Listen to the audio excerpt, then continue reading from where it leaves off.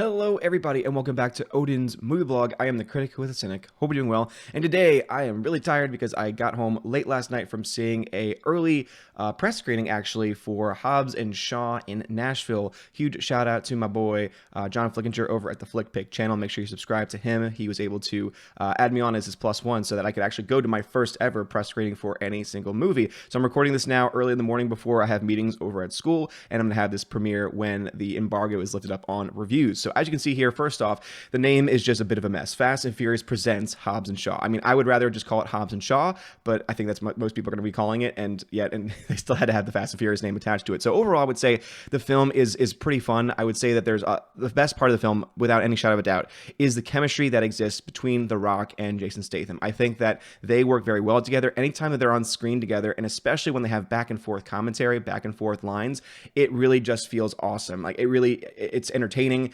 You understand that you have two actors that really know exactly what kind of characters they are tending to play, and they're really owning those characters, especially.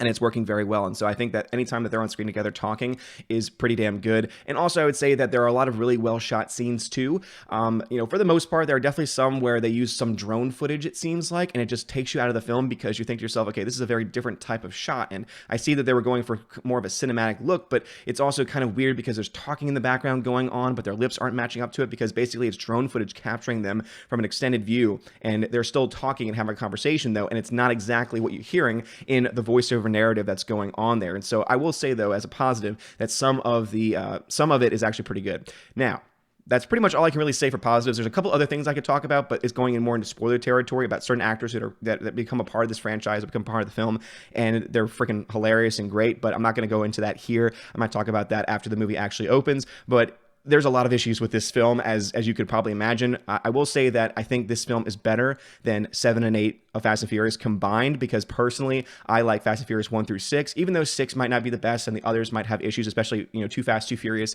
might have a lot of issues with it. Overall, I enjoy those films a lot for what they are, because they're stupid fun, but they're all within reason, I feel like. When you start to get into 7 and 8, that's when it starts to go over the top, but also just to unrealistic territory, and to the point where I really just can't suspend my disbelief anymore.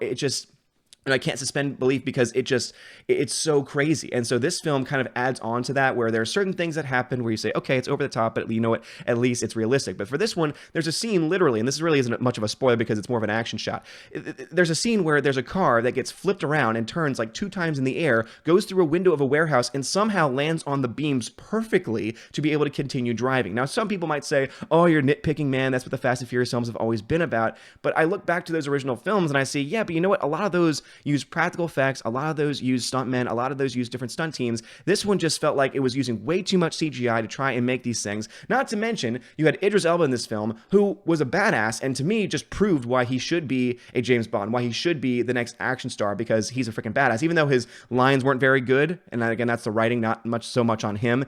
But seriously, he basically, and they say this in the trailer and they say this in the movie too, he essentially was Black Superman, where he was just this cybernetically enhanced human person that was able to do all these crazy things. But what was even worse is that they gave him this motorbike that actually was essentially a transformer.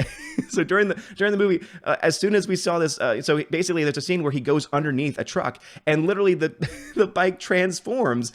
And so John leans over to me and says, I was like, dude, it's a transformer. And I just could not stop laughing because it was so true. I mean, seriously, like, this film has a lot of things in there that most people will probably be able to enjoy. Again, I'm a cynic when it comes to films. I mean, that's the reason why I have it in the very beginning of all my videos.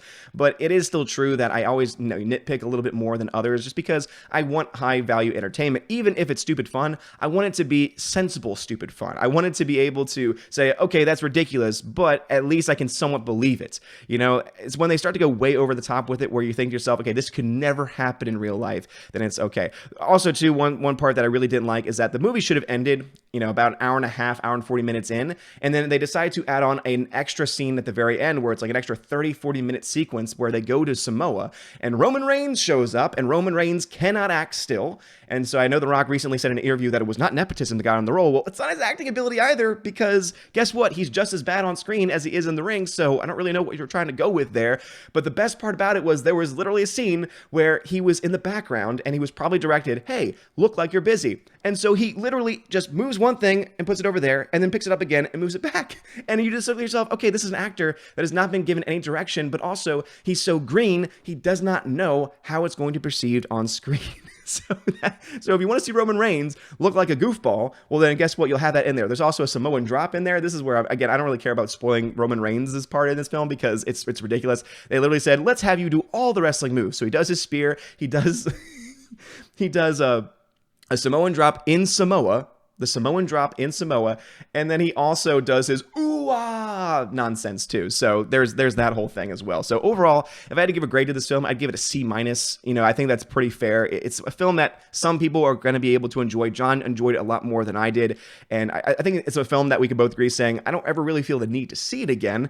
I think we can both agree with that. But overall, I would say it's one that you can, you know, skip. If you're looking to hold on to your money, you can skip the movie. You can wait for it to come out on Redbox. You can wait for it to come out on Fire Stick allegedly. I mean, all those things really won't really take much away from the overall enjoyment of the film. And one last thing that was not a part of the film, but was a part of the press screening itself, there was a guy in there who apparently goes to a lot of these things and apparently is always a bit of an issue when it comes to the films, basically clapped every time anything happened on screen and laughed anytime anything was said, whether it was a joke or not. This dude, had The Rock farted on screen, would have been like, yeah, that's what he did every 5 seconds. Yeah, and it was so freaking annoying. And that just reminds me that that's one of the many reasons why people don't go to see movies anymore. That's at a press screening, by the way. I mean, imagine when you go to the actual theater for the for the actual movie itself, if that's what a press person, because he was press, he was not a part of the general audience, if that's what a press person will do and react, imagine what the general audience will do, and it's going to be really annoying. If you don't like that type of thing, it's going to get really annoying. The only reason why we didn't try and say something was because this was not the type of film that it was going to really detract all that much, because it was not meant to be really a thinker's film. And overall, I would say that it was quite an experience. So once again, huge shout out to John. And also, guys, please check out a link in the description below this video of Displate. So Displate is a new, I guess you could say, sponsor or affiliate of the channel, where basically you can go and buy these metallic posters. My first ones are actually getting in today. I've seen them been featured on John Flick's channel and a couple others, and they're really cool. They're metallic posters, meaning they won't bend, they won't go through the same issues that the paper posters tend to go through, but also there are magnets that you can attach to your walls, and then literally you just put it on there and it attaches to itself. So you don't have to actually put any holes in your wall or anything like that. You can move it around, and it's very convenient. So as soon as I get those in, they'll be right behind me. So I have one for John Wick, which has all the guns around his head, and I also have one for Alita Battle Angel, of course. So please check that out. Right now, let me go ahead and just double check this real quick, because there was a sale going on, and I think that it might still be. So actually, yeah, so there's apparently free shipping on all orders. So you can get free shipping on all orders, and just go ahead and check out the link. Again, it's in the description of this video, and you can go and check out my favorite movies. And so you can actually check out all the different poster designs of movies that I really love. So they got some from Whiplash, you got some from Nightcrawler, you also have some from John Wick and Alita Battle Angel, of course, and I think they're all pretty badass. They are a little on the pricey side, but I am working on getting my own promo code so you can save 15% on all orders. And but right now you can actually get free shipping when you use the promo code FREE at the end of it. So that will save you a little bit of cash as well. So anyway, guys, thank you so much for watching this video. Please let me know if you like this video. Smash the like button, give me a thumbs up, give me a subscribe. You guys are all amazing, beautiful people. Have a wonderful day. And as always, God bless.